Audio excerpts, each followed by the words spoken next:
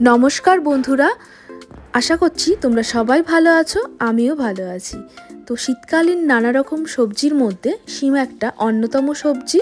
শিমের অনেক রকম আইটেমই আমরা বাড়িতে বানিয়ে থাকি। তো আজকে আমি শেয়ার করব তোমাদের সাথে শিম সর্ষে বা শিমের পাতুরি। তো রেসিপিটা খুবই সহজ। প্রথমে কড়াইতে সর্ষের তেল গরম করে নিলাম, তার মধ্যে দিয়ে দিলাম কালো জিরে ফোড়ন আর দিয়ে দিলাম দু টুকরো করে কেটে নেওয়া শিমগুলোকে ভালো করে জল দিয়ে ধুয়ে তারপরে দিয়ে দিলাম কড়াইতে। এবারে একে একে দিয়ে দেব নুন আর হলুদ। তো দেখো এটা বানানো কিন্তু খুবই সহজ, খুবই সিম্পল। আর নিরামিষ দিনেও তোমরা কিন্তু চটজলদি এই রেসিপিটা বানিয়ে সার্ভ করতে পারো গরম ভাতের সাথে, খুব ভালো লাগে খেতে। তো নুন হলুদ দেওয়ার পরে শিমটাকে একটু ভাজা ভাজা করে নেব হালকা।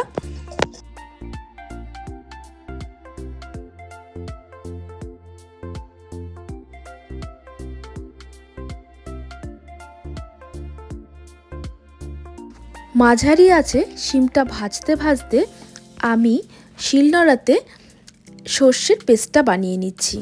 এখানে সাদা সর্ষে আর কালো সর্ষে সমপরিমাণ নিয়ে নিয়েছি, তার মধ্যে 4-5টা কাঁচা লঙ্কা নিয়ে নিয়েছি আর সামান্য একটু নুন নিয়েছি। তো সবগুলোকে ভালোভাবে বেটে নেব।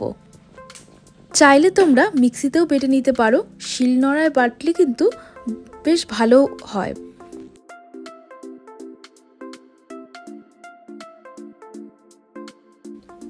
এবারে এই সর্ষে কাঁচা লঙ্কার বাটাটা দিয়ে দিলাম ভাজা ভাজা শিমগুলোর ওপরে।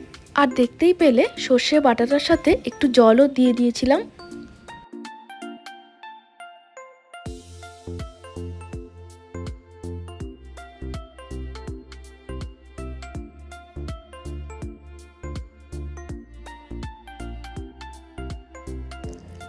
দেখো জলটা মোটামুটি শুকিয়ে এসছে আর শিমগুলোও কিন্তু প্রপারলি সেদ্ধ হয়ে গেছে। এবারে এরকম গা মাখা অবস্থায় আমি শিমের পাতুরিটাকে নামিয়ে নিলাম। তো কেমন লাগলো আজকের একদম সিম্পল শর্টকাট রেসিপিটা? এইভাবে শিমটা বানিয়ে দেখো, খেতে কিন্তু বেশ ভালো লাগে আর এক থালা ভাত নিমেষেই উঠে যাবে, টেরও পাবে না। এবারে চাইলে ওপর থেকে তোমরা একটু কাঁচা সর্ষের তেল ছড়িয়ে দিতে পারো। আর এখন যেহেতু ধনেপাতা সিজন, তো ধনেপাতা কুচোনোও সামান্য একটু ছড়িয়ে দিতে পারো।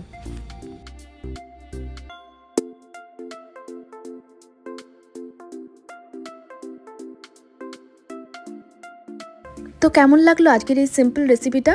ভালো লাগলে লাইক করে দিও, কমেন্ট করো, প্রচুর প্রচুর শেয়ার করো। আর যারা এখনও চ্যানেলটাকে সাবস্ক্রাইব না করে দেখছো, প্লিজ চ্যানেলটাকে সাবস্ক্রাইব করে দাও। আর যদি ফেসবুক থেকে দেখছো তো পেজটাকে ফলো করে দিও। টাটা।